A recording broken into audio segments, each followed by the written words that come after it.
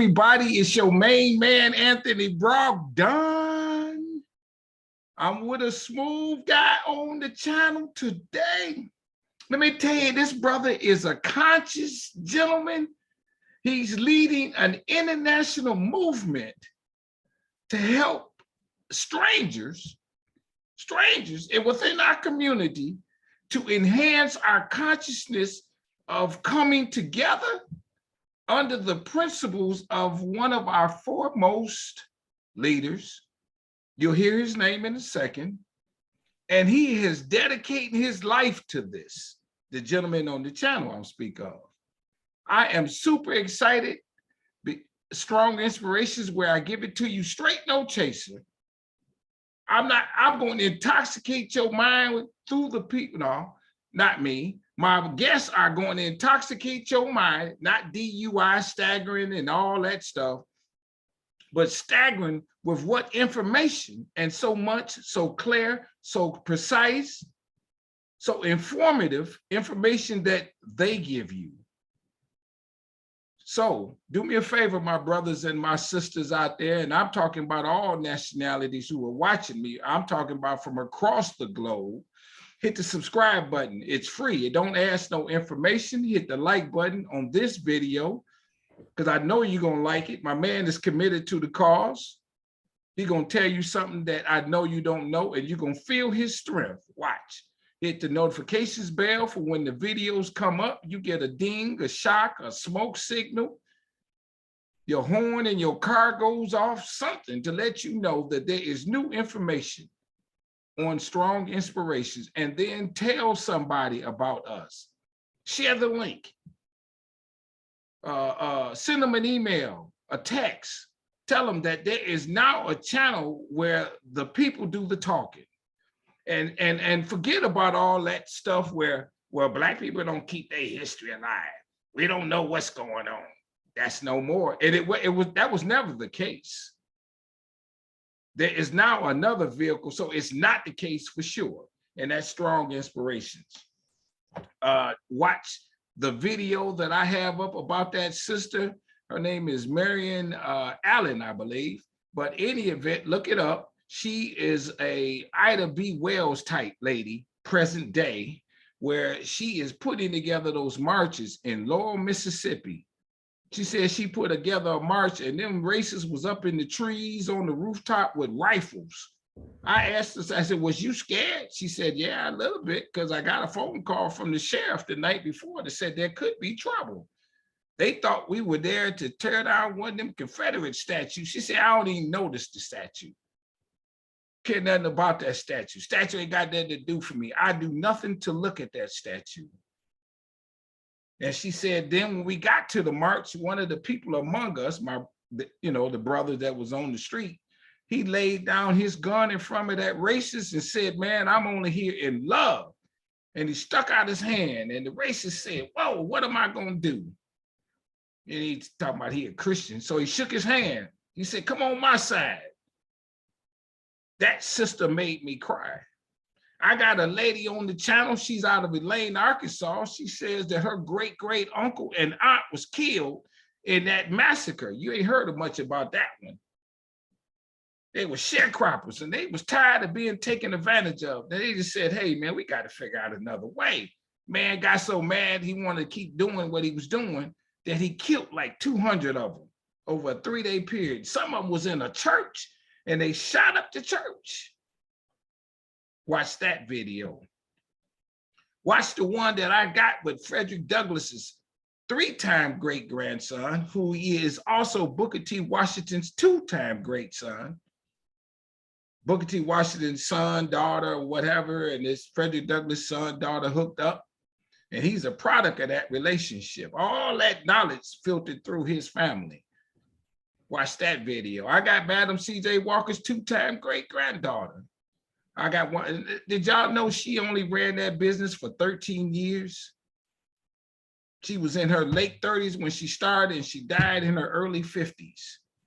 She made all that happen just that fast. She was smart. She was inventive, intuitive, good products. Watch that video. Watch all of them. Share them with your people. Y'all in the classrooms. Y'all go ahead and watch this. You can move the cursor to get past me, before me, whatever you want to do so these kids can hear these people talk. Do that, my friends. I really appreciate it.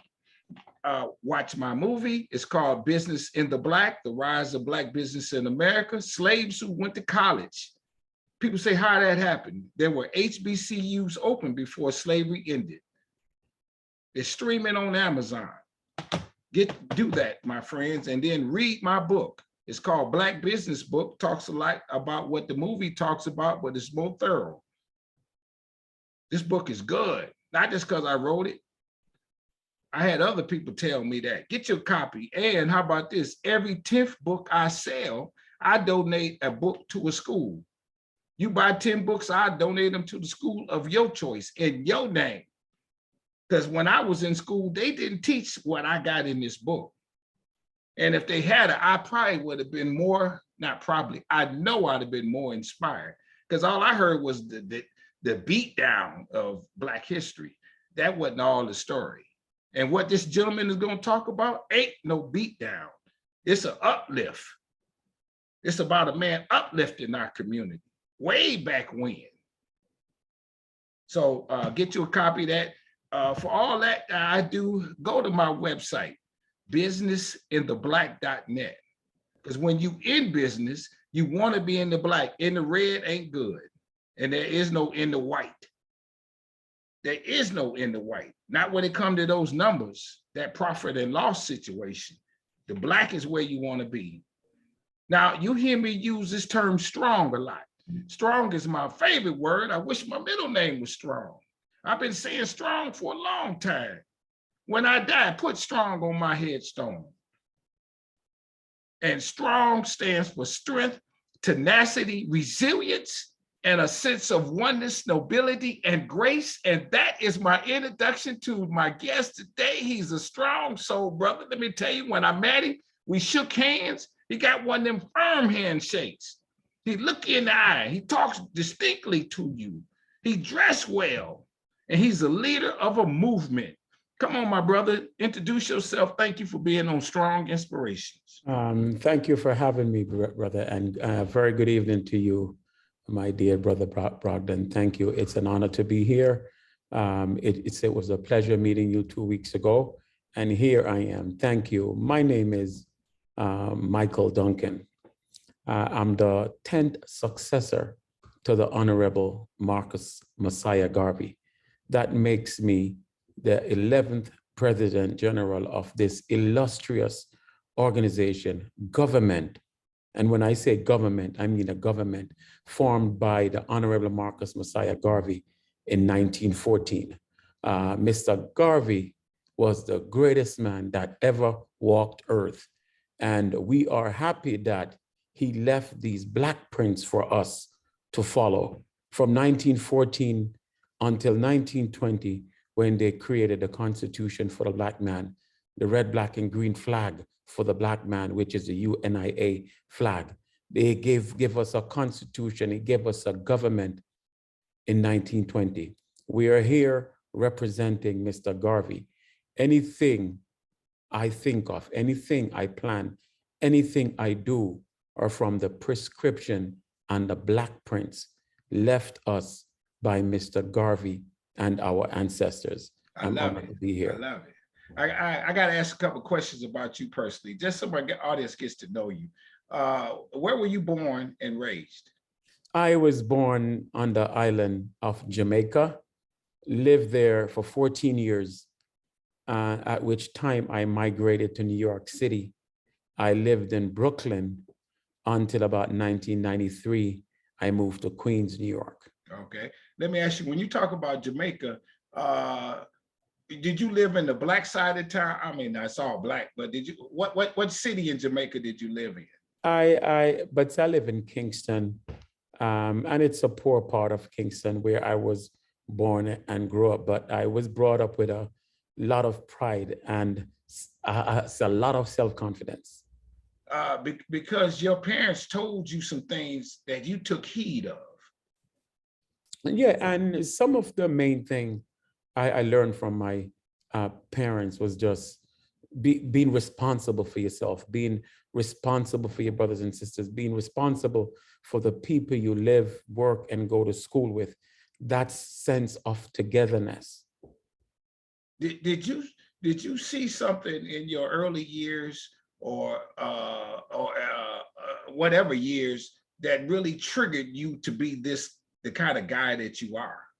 Well, I saw a lot of things during my older younger years, and as I got older, into my late teens, and I picked up the book Philosophy and Opinion of Marcus Garvey, and I started learning more from Marcus Garvey. Then those things I experienced at an early age then had more significance, and I understood them better at that point in my life.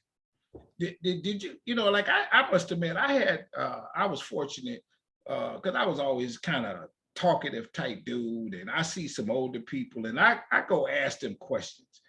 Besides your parents, was there somebody that took you to the side and said, hey, brother, let me show you something. Let me tell you something about Blackness, about Black history, otherwise? Well, in Jamaica, who did that was the Rasta man. Oh, really? Growing up in Jamaica, we had Rasta man in our communities. And it was the Rasta man who taught me at an early age to be humble, to love your brother like you really love yourself. The Rasta man showed us a pure sense of pride and love. He also practiced self-reliance. I didn't even realize it then, but the Rasta man was practicing self-reliance. One thing that was very significant to me in my early age, in my, say, 7, 8, 9, 10, 11, 12, is that all the grocery stores in Jamaica at that point, they were owned by Chinese. And then you would always see their little children working in their stores. And I'm always wondering, how come we couldn't own stores like these? And how come we cannot be behind the counter and serving? So that point there, that situation there had an early impact on me living in Jamaica. And that's kind of wild for that to happen. So were you vocal among your friends as you moved along the timeline of your life? Yeah, well, yeah. Are you speaking about as a child in Jamaica? Yeah, as a child, or even when you got to New York. Yeah, were you vocal kind of person? as a child, I was a very outspoken and confident child. Mr. Garvey said it best. He said, with confidence, you have won even before you start. Without confidence, you are twice defeated in the race of life. And we learned about Mr. Garvey, but only as a hero in Jamaica. We never learned the great things that he did. It's when I actually migrated to these United States, then through my studies and everything else, I learned about Mr. Garvey. But me at 17 in high school, by chance, I picked up the book, Philosophy and Opinion of Marcus Garvey. And therein at that time, what the Rasta man was preaching in Jamaica had more meaning to me at that time. What I had seen in those supermarkets all over Jamaica, where these supermarkets were not owned by Jamaicans. And in my little community, there were 3 supermarkets and they were all owned by Chinese families. And we would always see the Chinese families and their children running the businesses in our community and us just buying. That had an impact on me at a young age. I never forgot those children, those Chinese children, being behind the counter and wondering why that couldn't be me or our children. You mentioned Marcus Garvey as the influence, but were you more in line to him in your early years? Did you read about Malcolm X or Dr. King, and he more appealed to you? Well, after reading Marcus Garvey, I realized how great Marcus Garvey was. But when I really understood how great Marcus Garvey was, and I have to admit that Marcus Garvey is the greatest man that ever walked earth. How I've really found that out is when I listened to Martin Luther King. He said, Marcus Garvey showed us the way to salvation. If there weren't a Marcus Garvey, you would not have seen a king, nor would you have seen an X. When I read Malcolm X was born on the lap of the Honorable Marcus Messiah Garvey. His father and mother met in a UNIA Garvey meeting in Canada. So Malcolm X learned from Marcus Garvey early. And Malcolm X went on to say Marcus Garvey had the greatest influence, Garvey and Garveyism. He went on to say, every time I see an island in the Caribbean, every time I see an African country getting its independence, I know that Marcus Garvey is alive. W.E. Du Bois, who was a hater of Marcus Garvey, admitted in his last stages of life that Marcus Garvey ways was the way. Marcus Garvey ways was the right ways. So how I confirm that Marcus Garvey is the greatest man that ever walked earth is that as I listen to all our great scholars, Dr. Ben, Dr. Clark, Kwame Nkrumah, Julius Nyerere, every one of them praised the Honorable Marcus Messiah Garvey as the one who inspired them. John Henry Clark said, all Pan-Africanist group owe Mr. Garvey a debt of gratitude. His Back to Africa movement shook the cornerstones of 3 empires. He said, Marcus Garvey is second to none. So that is my reason after studying and seeing and hearing all the great ones, how they revered Mr. Garvey. Well, give us a little history lesson. When was Marcus Garvey born? Where was he born? What shaped his life? Marcus Garvey was born in St. Anne's Parish in Jamaica in 1887. And he went to school in that region. And at a young age, Mr. Garvey was very bright. He had the advantage of a library that his father used.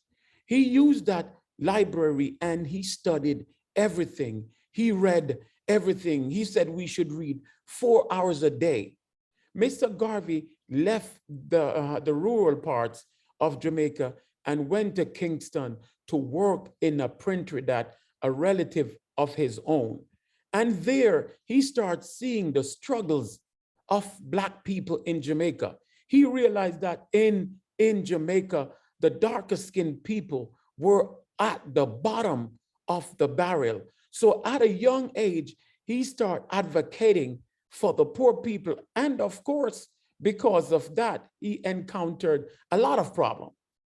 So by 1910, Mr. Garvey said he wanted to see what the world had. And he traveled all throughout South and Central America, where every country, every city he went to, he saw the same plight as Black people. Black people, just like in Jamaica, they were at the bottom of the barrel in every situation. He searched, he walked, he worked throughout South and Central America. He came back to Jamaica early 1912, and later 1912, he traveled to Europe.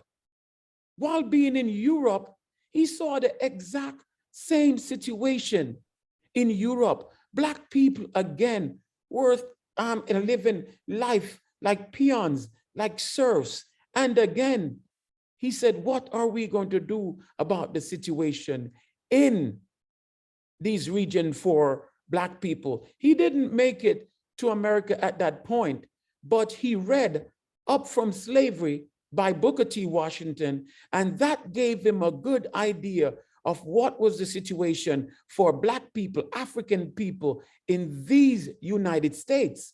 Finally, on a trip from London in 1914, he met a Jamaican brother who had a sister from the Basuta land.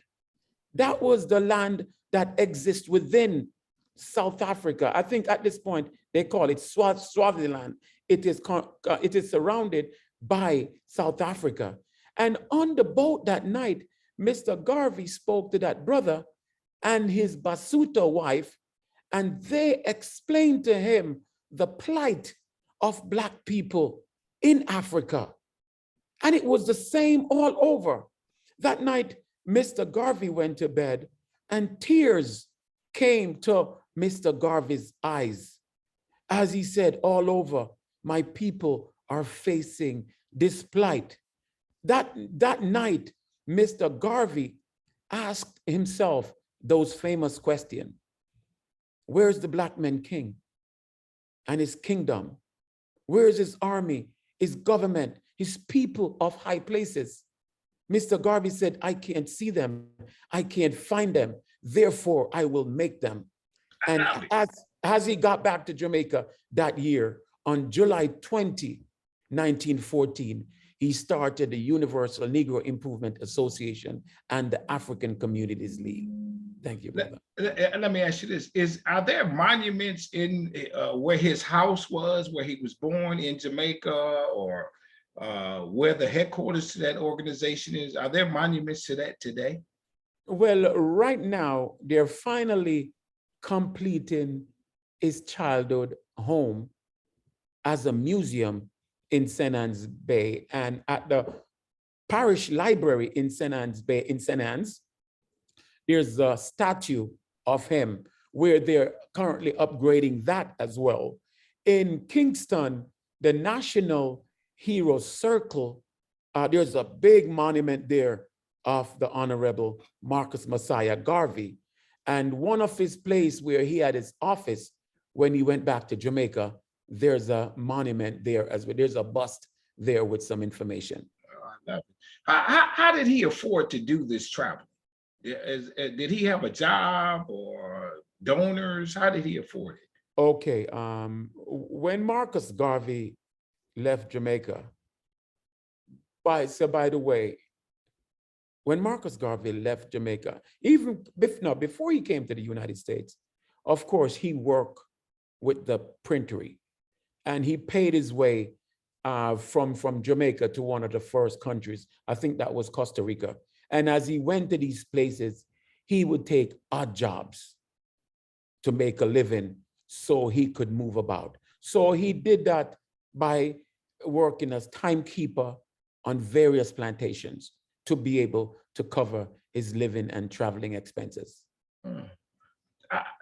At this stage in life, how old is he in his early days when he's traveling and he's developing himself? Okay, let's think about it.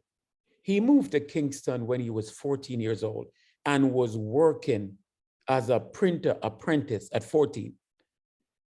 He went to South and Central America. He left Jamaica at that point. He was 23 years old when he traveled South and Central. He was 25 when he traveled almost the entire Europe. Keep in mind, Mr. Garvey got to the United States with $3 in his pocket, 1916. By 1919, Mr. Garvey was buying his first ship for $165,000 with a cost of living adjustment of 6%. From then until now, it's approximately $18 million Mr. Garvey raised within 3 years. And then a few months after that again, he bought another ship for almost $200,000. Again, with a cost of living adjustment, that's $22 million. Right. So just imagine, Marcus Garvey got here in 1916, penniless, One of his detractors quoted saying, how can a man arrive here 3 years ago, penniless, and in no time he has bought 3 ships. He has the Factory Workers Corporation in Harlem. He has the Black Star Line Steam Company. He has 2 restaurants. He has the Black Doll Factory. He has buildings up on top of buildings, up on top of buildings. How is that possible? My brother, one answer. Our ancestors and God himself was working through the Honorable Marcus Messiah Garvey. No question. Which leads to, when you start something at the beginning, it takes a minute for people to catch on. Yes. Well, I mean, and then there are probably people saying, man, I don't believe you. You're not, you talking mess. Did he had a special gift of gab? Did he have his own newspaper? Yes, of course. Of course. When Mr. Garvey speaks, people listen. People get attracted. You got to realize he had 45,000 members in Harlem alone. He just have that attract people. And remember, it didn't work well for him in Jamaica in the beginning because Jamaicans were still under that mindset of being British, being ruled by England. But North America was perfect for Mr. Garvey. Reason why North America was perfect because the freed slave, the Black citizens in Jamaica looked up to their slave master. The Black former slaves in America was looking for a new leader. They didn't want to succumb to the slave master anymore. So when Mr. Garvey arrived in Harlem and he stepped on the podium, and when he said, Black is beautiful, I love it. This was music to African people ears. Remember, you were being told that your Black skin is a badge of shame. Now you have a brother who is telling you your Black skin is a great symbol of national greatness. Do you know how good these people felt, my brother? Sure, I could dig it. So now in Harlem, is there a monument or where his first business was or where he lived or the building that he did his work from? No, brother, they're all gone. I don't know if you know the church that Adam Clayton Powell was a pastor. That was Abyssinian? That was the Abyssinian Baptist Church. Right. That was one of Marcus Garvey's building. But you have to realize that when the US government realized how powerful Marcus Garvey was and that he was in fact uniting Black people, they went after him and they went after him viciously. They wanted to make sure so many Black people would never organize under one banner anymore. So they did everything to destroy Garvey and Garveyism. They stole most of the buildings. They just took everything because they did not want Black people to be so united again. And so he's on the radar quickly. Yes. And now they're doing these things to combat him. Who else is around his time? I'm sure Frederick Douglass is before him, but who else was around his time that he? Yeah, Frederick Douglass was before him. He had like Booker T. Washington, but Booker T. Washington gave him the invitation to come to America because he wanted to see Booker T's institution, because his plan at first was to build such an institution like Booker T had here for Black people. But by time he got here, Booker T died. But you have to realize that some of our leaders, especially W.E. Du Bois was around that time, they felt jealous because W.E. Du Bois, he believed in the talented tenth. He believed that the half-breed had to rule the Black people. Really? Yeah, they believed in the talented 10th. So Mr. Garvey, he couldn't view Mr. Garvey as being a leader. He referred to Mr. Garvey as that short, ugly man, Black, ugly man from Jamaica. Really? Really, of course. Was Marcus Garvey short? Well, how tall was he? He was short. Marcus Garvey, short and stocky. Yeah, right. That's how the pictures look. So, but W.E. Du Bois, honestly, brother, set us back 300 years for the work he did against the Garvey movement. So he was one of the greatest critics. He and his talented A. Philip Randolph, they weren't with Garvey because they couldn't understand how a Black man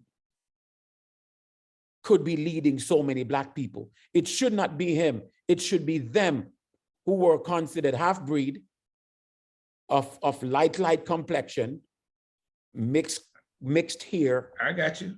They believed that they should be the leaders. So they did not like Mr. Garvey, and they went against Mr. Garvey strongly.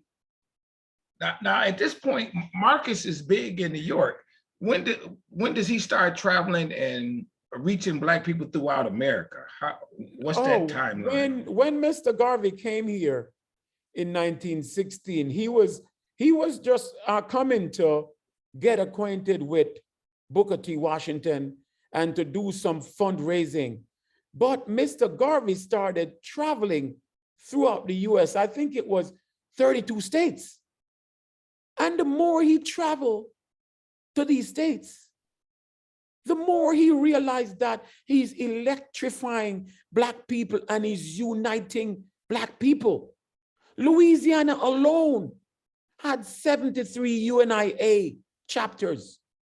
Louisiana alone, wherever the suffrage was strongest, those were the places that had the most UNIA branch. So as Mr. Garvey did his first travel, he realized he could not go back to Jamaica because this was the place that Black people were ready for this movement. And also, you must remember that this United States, no matter how bad things were, the richest set of Africans, the richest set of Black people lived here in these United States. I got you.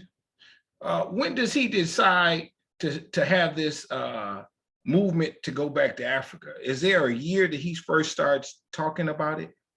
Well, once he started planning, he realized that we could not stay here in the system here because he realized, so as soon as he started planning the movement in 1914, he realized we have to go back to Africa. But he didn't start promoting it until about 1916, 1917, when he really started developing a strong financial base. And by 1920, when he created a government, the UNIA is an actual government. I don't know if you know, brother, but for any country to become a government, they need 5 things.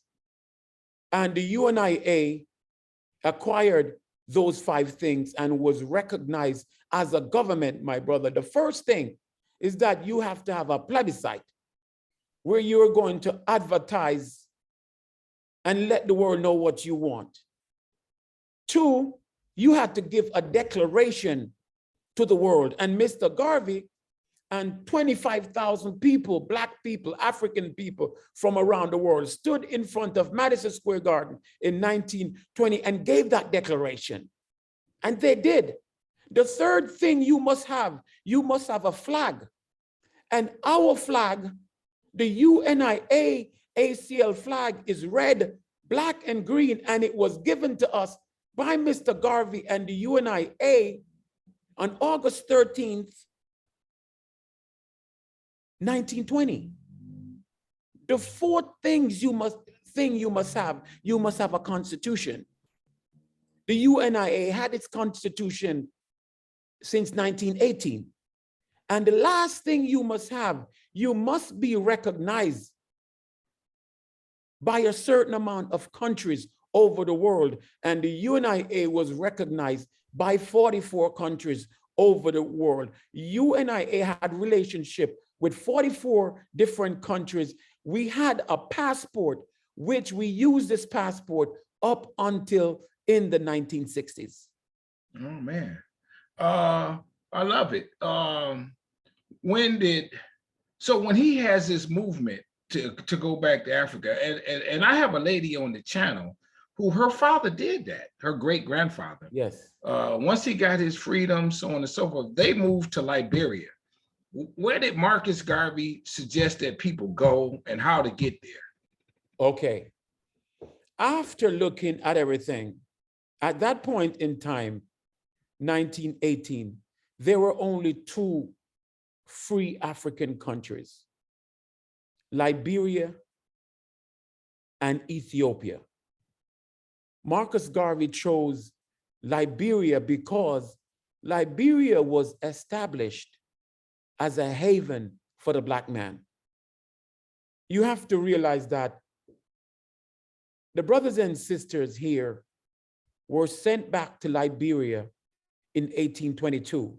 The US government did not want free Black men roaming around America. So they devised a plan to send them back to Africa, and Liberia was chosen. But as the colonial society took the first batch of Africans from the Washington, D.C., Virginia area back to Liberia in 1822, amazingly, they landed on a piece of land, which 300 years prior, that was the land they were taking our brothers from, transporting them from that island. It's called Providence Island back here. So Mr. Garvey realized Liberia was the perfect place. So he started negotiating with Liberia. He promised them a loan of $5 million. Imagine. Okay. $5 million back then. Yeah, sure. Just imagine $60 billion, brothers and sisters. And Mr. Garvey had made the first initial payment of $250,000. However, England, who controlled Sierra Leone, which was next door, and France, who controlled Ivory Coast, which was next door, start hearing about this movement and that Mr. Garvey wanted to come. They start getting afraid because they're saying that if this man is able to organize so many people in America and over the world, what's going to happen when he comes to Africa? He's going to displace all of us. Oh, I got you. He's going to chase us all out of Africa. So Mr. Garvey started the plan. And I don't know if you have ever heard about the company Firestone. No. Firestone is the tire company here. Yeah, one of the biggest tire company here in America that make tires. Right. Okay.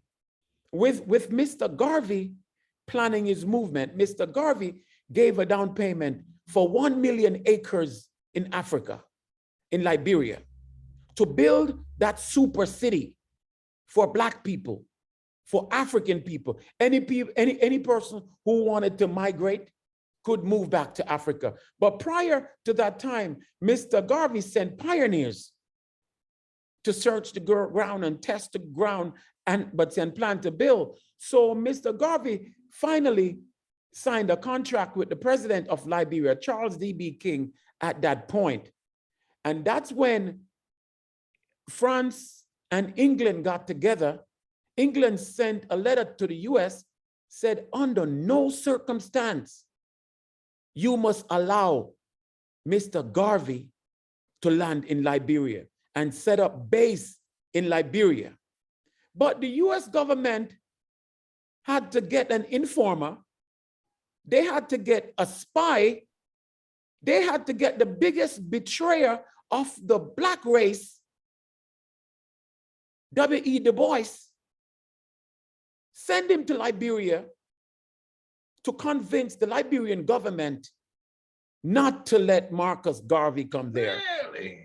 And W.E. Du Bois was such a disgrace because what he did was to set Black people 300 years. If Mr. Garvey had finalized things in Liberia, it would be a different thing for African people all over the world. And what's so shameful about W.E. Du Bois and what he did was that in the process of doing that, he even paid his own way to Liberia while working for the government. Wow. To dethrone the Garvey and Garvey movement. So, but some people did make it. A lot of people went to Liberia. A lot of people settled in Liberia. People from these United States, people from the Caribbean, people from Barbados. A lot of people did go and settle because they believed in this movement. They believed in this movement. And again, you know, it's funny, at that time, I know it wasn't airplanes, so a lot of people got on them boats again and went back to Africa. Yes. Big time. However, anyway, after Mr. Garvey died in 1940, the second President General, James Stewart, he did officially move the UNIA to Liberia in 1949. But even then, there was a lot of spying on him, making sure he didn't do certain things. So it was hard for him to continue the movement that Mr. Garvey envisioned. On a personal note, did Mr. Garvey, was he married? Did he have kids? Any of that kind of thing? Yes, Mr. Garvey had 2 marriages. He married first Amy Ashwood Garvey, and that lasted about 6 months. He had an annulment. Then he married another Amy Jacks Garvey. Oh, really? And he had 2 children with her, 2 sons, Marcus Garvey Jr., who died last year. Oh, really? Yes, and Julius Garvey, who is still here. What did he do to for recreation? Did, you know, I mean, when he wasn't talking and movement and stuff like that, did he have a pastime? Was he a cook or anything that Brother, we talk about? Brother, since Marcus Garvey got in the movement, he had time for nothing else but the liberation of Black people. Everything he did was in furtherance of the movement. He did nothing personal for himself. It was all, and he said it when time was getting on him and he was thinking that if he's not here, he said, you know, all I have given you. Please just work with my little wife. How did he die? Did he die of natural causes? Okay. After being deported from these United States, he went. Stop you right there. That happened to him. He was deported from here? Yes. To where? To Jamaica. They didn't want him here. If you have to realize that the Europeans all over the world, they got together and they had a meeting. And while having the meeting, the question was, are we going to allow this one man to destroy what we took 400 years to build? So there was a mission that they had to get rid of Mr. Garvey. So even some of W.E. Du Bois again, they joined in, where the US government used them as excuse to say they asked for Mr. Garvey to be deported. W.E. Du Bois and Philip Randolph and the rest of the crew. So he went back to Jamaica. Yeah, he went back to Jamaica and he stayed in Jamaica until about 1935, where he then went to England because, of course, he couldn't come back here. And he was leading the movement from England. But by then, the USA had done so much to divide the meeting, the US government, to divide the UNIA, that at that point, it was a shamble of what it was in the early 1920s. I got you. When we see Mark, so how did he die? How did So while being in England in 1940, I guess maybe working and not even taking care of his health, just working. In 1940, he ended up having a stroke. Oh, really? Yes, and he died. What was the ceremony and the homegoing for his funeral? Was it announced around the world and all the media and, you know, one of the big spectacles, for lack of a better word? You know, honestly, I don't think it was that grand as it should have been. Oh, really? Yeah, because you have to realize that these governments had placed so much fear in certain people and that certain people just was afraid. But in 1962, he was taken from England, where he was interred in Jamaica, and that was worthy of a great world leader. The funeral services, people from all over the world. Oh. When we see Marcus Garvey, mostly it's one picture for the most part. I think he's sitting in a chair. He's got a suit on and medallions on him. Do you know that? You know the picture I speak of? Yeah. But we have a lot of pictures of him. Yeah. He always wore suits. Always. Mr. Garvey was always dressed. Mr. Garvey believed that if you're going to lead, you must always dress properly. Because when people see you, the first thing they're going to judge you by is the way you look. Yeah, right. The way you dress. What was that? Is that his real name, Marcus Garvey? What? And you mentioned a middle name. What's his full name? Marcus Mosiah Garvey. And so that's his birth name. He never changed it at any point. That's his birth name, Marcus Mosiah Garvey. His mother said when she named him Mosiah, because when he was born, she could tell that he was going to be a great man. Oh man, I love it. Yeah. Let's go to you just for a second. There have been other. You are called the National General President. What's your title? Marcus Garvey was the first President General of the UNIA. I'm the 10th successor, so I'm the 11th President General of the UNIA ACL. How did you become that president? Did you start off in going to the meetings and then you took one office and took another office and climbed up the ladder, if I may ask? Yeah. First I was a division president. I was the president of the local division in Queens, Division 432. I was the president of that local division where I ran that local division. Then I went into the national parent body where I became the High Chancellor. And the High Chancellor is the custodian of the funds. I started doing that in 1912 and in 2012.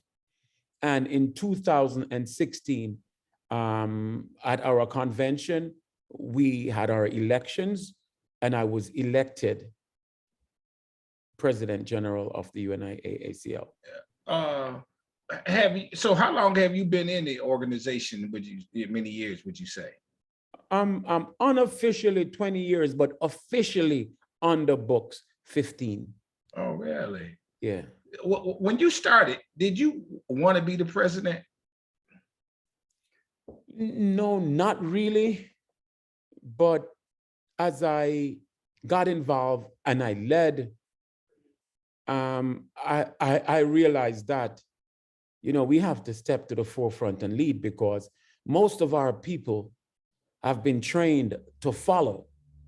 And if you think within you, you have the gift to lead, then you must step to the forefront and lead. And that's exactly what I did. There are other organizations out there. I even go to the NAN meeting, National Action Network here in Detroit. And there's the National Urban League, there's the NAACP. You want yours to become on that plateau? Or what do you hope happens with the UNIA? Well, my dear brother, all those organizations came a long time afterward. The only organization that was around when Mr. Garvey was around was the NAACP. Right. And the NAACP was aspiring to be like the UNIA. It was after Mr. Garvey deportation and so-called somewhat demise of the UNIA that you saw the rising of numbers and membership in the NAACP. It's only after that, because the NAACP, as far as membership, leadership, and guidance, they could not be compared to the UNIA. Remember, the UNIA was a government and had 12 million members across the world. So where we know the NAACP was aspiring to be like the UNIA, and they got a kick because remember, the NAACP was being led by W.E. Du Bois and the other brothers and sisters who were anti Mr. Garvey.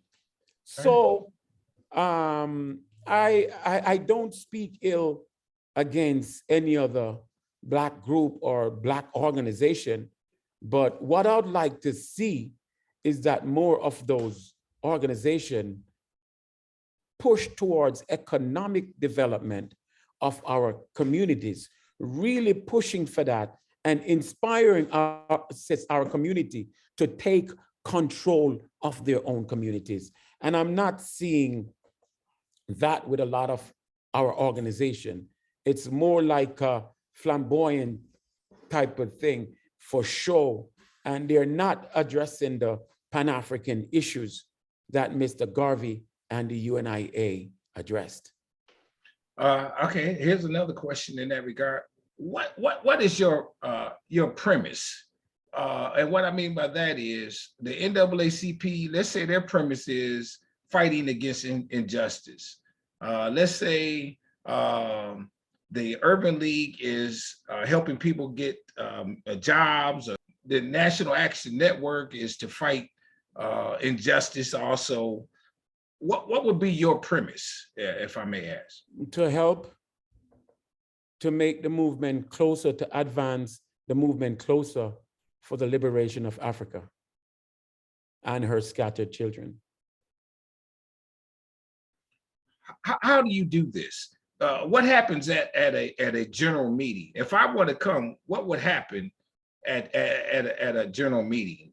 Is there a protocol of some sort? So that what I want to do here is help you get more people. Yeah. So your call to them is to say, what come and this is what we're going to do. Yes, we have a meeting, and our meeting is always to organize our people. And right now, if you realize that Mr. Garvey created a lot of businesses, we are bringing back that in the UNIA, because between Mr. Garvey and the last 10 years, it was a stalemate with the UNIA. But we are back here picking up the pieces and moving Garvey and Garveyism fast forward. And to do that simultaneously while we're building here in these United States, we must be building in Africa. We must have relationships in Africa. We must have businesses in Africa. while we're building here. As we see America, we have to be truthful. Black people are always saying that we're not leaving here because we build it here. Well, brother, well, we were being lynched at one point, and we're still being lynched. Imagine you living in a country and you have to be telling the country that my life matters. If I live in a country and that country loves me, that country should know that my life matters. All right. And I shouldn't have to tell them. So we have to know that, are we still wanted here? We're not telling every African person here to get up and leave, because Mr. Garvey said, some of us are not good here and we will never be good in Africa. But we need to have a system, we need to have a government that's going to advocate on our behalf. I see other races here in North America and their boys are not being shot down, their boys are not being killed because they have a nation to back them up. I got you. What is out there? Which organization is out there to stop the killing of innocent and unarmed Black man? Sure. Which organization can you tell me in, let's say in America, who is ensuring that doesn't happen? Do you know why they don't kill Indian boys here? Because India will protect them. Do you know why they don't kill Chinese boys here in the street? Because China will protect them. Take any other group here, why they're not being killed? Because those government, those countries and their institutions ensure that their children have a fair chance in this here government. Black people will say, some Black people will say, we love America, but does America love us? I got you. Is there a book? Like if I was to join, somebody was to join, is there like a book, and you talk about Garvey principles that has written up and says, these are the principles that we follow? Yeah. Which let's say, I don't mean to use this term, but for lack of, is there a Bible for the UNIA? Yes, yes, the philosophy and opinions of Marcus Garvey, one, and the second book would be Message to the People, African Philosophy. If you don't mind, I ask, do you have a copy of those with you right there? This is the philosophy and opinions of Marcus Garvey. Okay, I see it. Good. So when people come, they read that book. Yeah, we ask for everyone to read this book. As Kwame Nkrumah from Ghana, the first president of Ghana, who came here to study theology, he stumbled up on this book.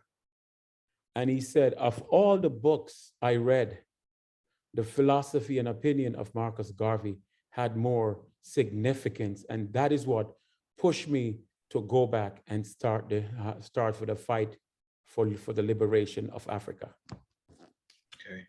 Then this book here, right?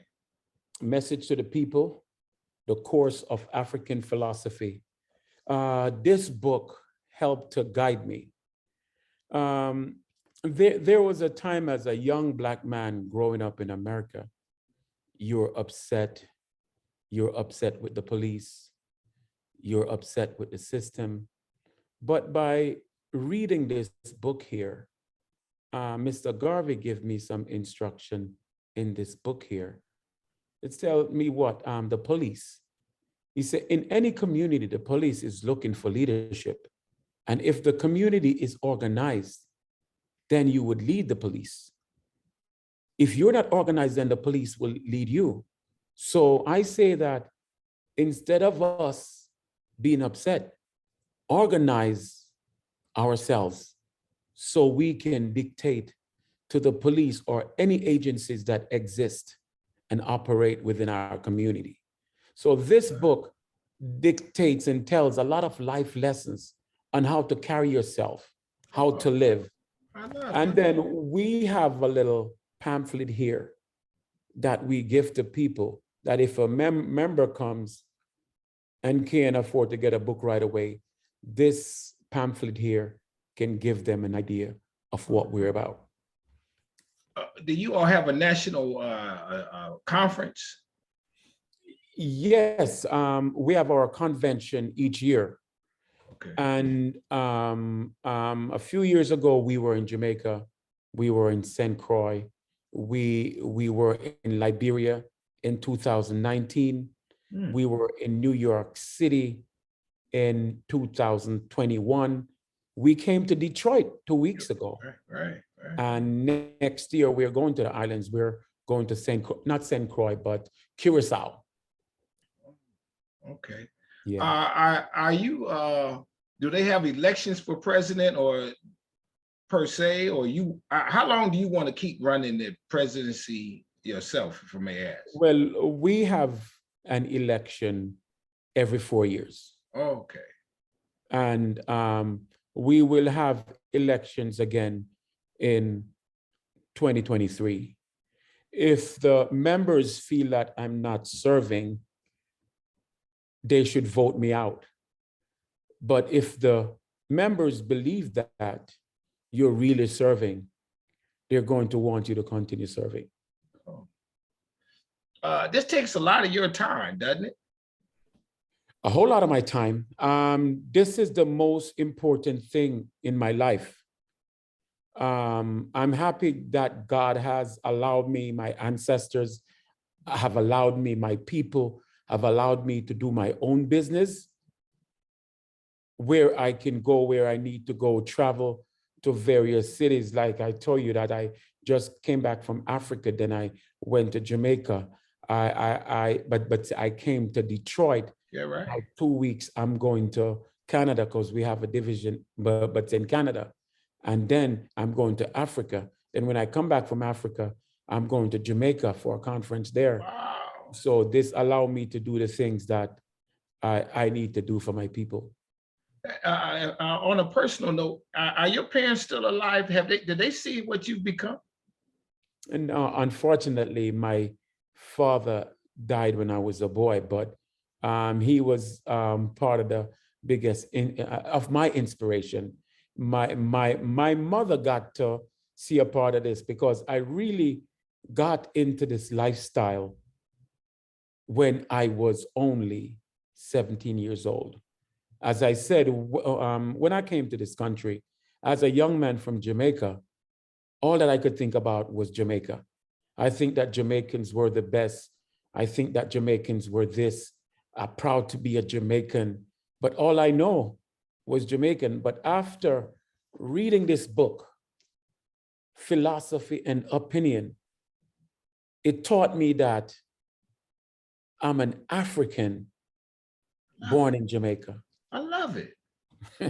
One more question. Is there a question that I have not asked you of any note that I don't want to leave anything out, given the time constraint? Is there something like that? Maybe, go ahead. Maybe what are you doing now? All right. To further the movement? Right. Yeah.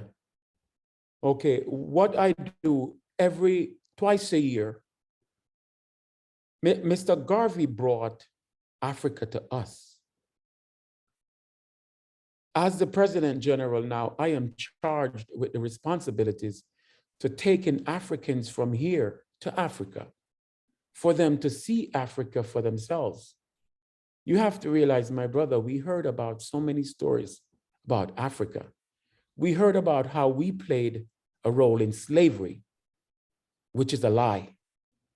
As long as we allow the hunter to tell our story, the hunter will be glorified. That's right. So I take back Africans to Africa so they can see for themselves. However, our objective is to continue the work of Mr. Garvey. So we have organized in Liberia, and we have built a farm. It's called Liberty Farm in Liberia, where we're able to hire the local people. We believe that we can have an impact on the local economy by building farms, by building factories, by manufacturing products and sending back here. Currently, we are building a factory in Liberia. We're going to have workers there make cassava, from cassava, make cassava products. We're going to be making coconut oil. We're going to make it a slew of products, which we're going to send here to these United States in our distribution company. So our objective is, while we're going to take Africans to educate Africans on Africa, we're building and helping the economic society of Liberia and the rest of Africa. Love it. You're proud of yourself, aren't you?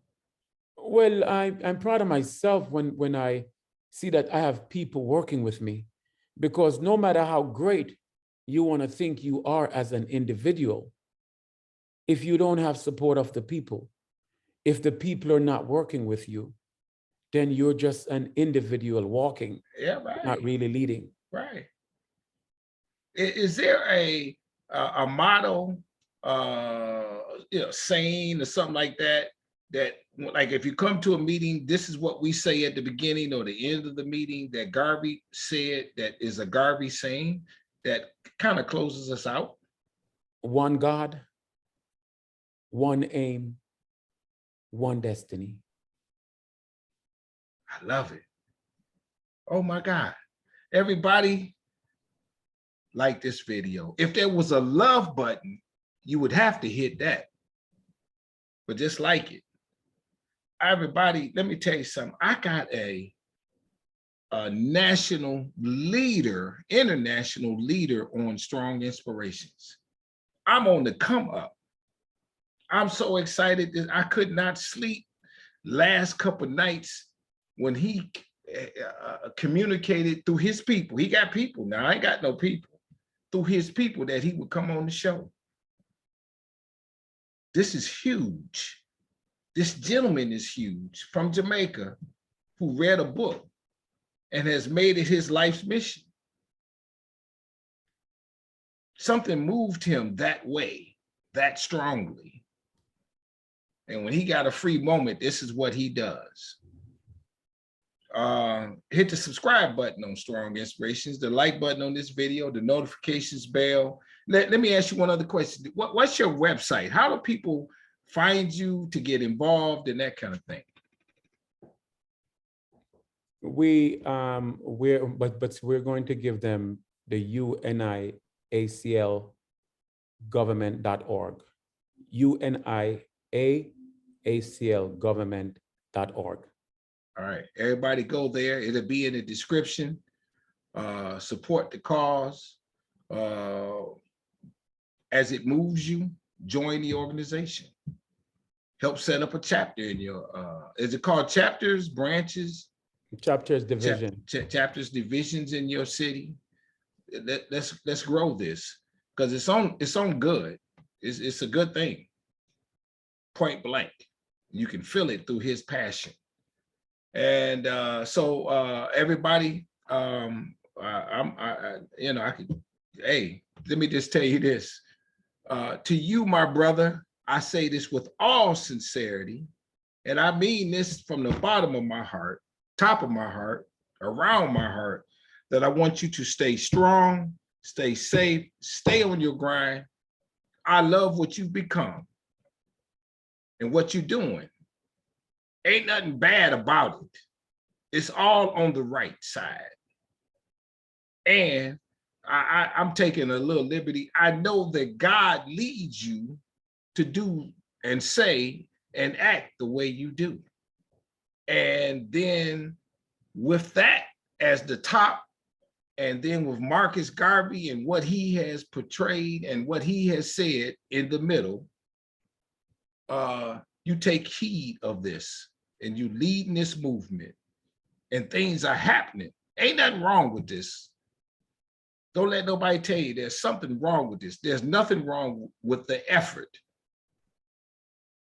I appreciate it. Any last words that you want to say before we close out? Well, for me, brother, thanks for taking the time. It was an honor to speak to you in Detroit. And thank you for taking the time. It's an honor to be on the show. All I'd ask for you to do is to look up our local division there. Thank you so much. Everybody, with that, I'll say bye-bye. We out. Be safe. Bye-bye.